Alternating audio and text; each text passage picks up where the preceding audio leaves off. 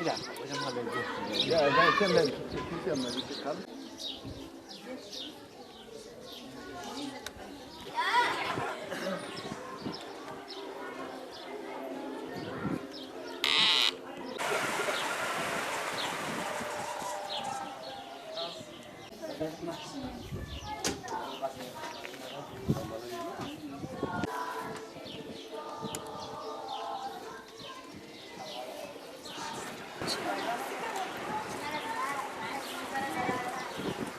Allah bismillah.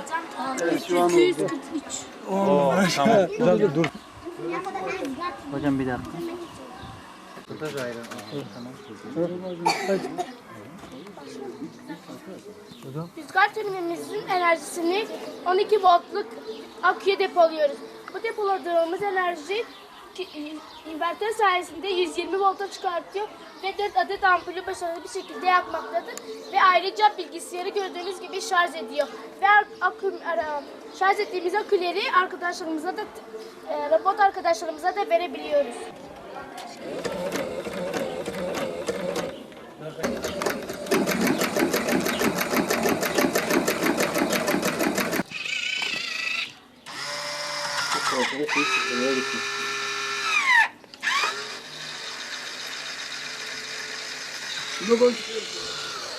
Bölgemizde sık sık kesilen elektrik sorununu çözmek amacıyla ülkemizde olsun, dünyada olsun yaşanan depremlerde can ve mal kayıplarını önleyebilmek adına, ayrıca ülkemizde mekanik anlamda geliştirebilmek adına robotlar geliştirdik. Tamamen cesaretin ürünüdür. Öğrencilerimi tebrik ediyorum. Rüzgar türbini projemizde tamamen atık malzemeleri kullandık. Okulumuzda çalışmayan yazıcıları kullandık. Atık plastik boruları kullandık. Boru bağlantılarını kullandık. Hurdalıktan kullanmış olduğumuz rulmanlardan yararlanarak güzel bir proje ortaya koyduk. Üretmiş olduğumuz 14 volt elektriği öncelikle aküye depolayarak ardından invertörle 220 volta çıkartıyoruz. Şu an 4 adet tasarruf ampulünü başarılı bir şekilde aydınlatıyor. Ayrıca 2 adet dizüstü bilgisayarını çalıştırır durumda 150 watt gücündeki elektronik cihazları çalıştırır durumda. Biz bunu geliştirmeyi amaçlıyoruz. Yakın zamanda köyümüzde güzel bir proje başlatacağız. Kış aylarında sık sık kesilen elektrik sorununu çözmeyi hedefliyoruz.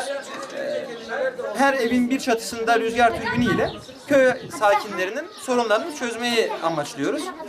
Bizim en büyük amacımız vaktiyle elimizden kaçan bilim güvercinini artık yakalamak.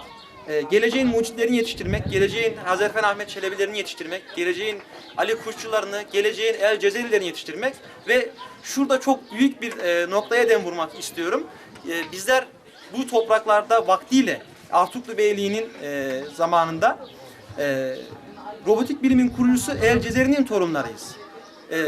Vücutlar değişse de fıtratların hiçbir zaman değişmeyeceğini, damarda akan bu kanın aynı kan olduğunu hatırlatmak isterim.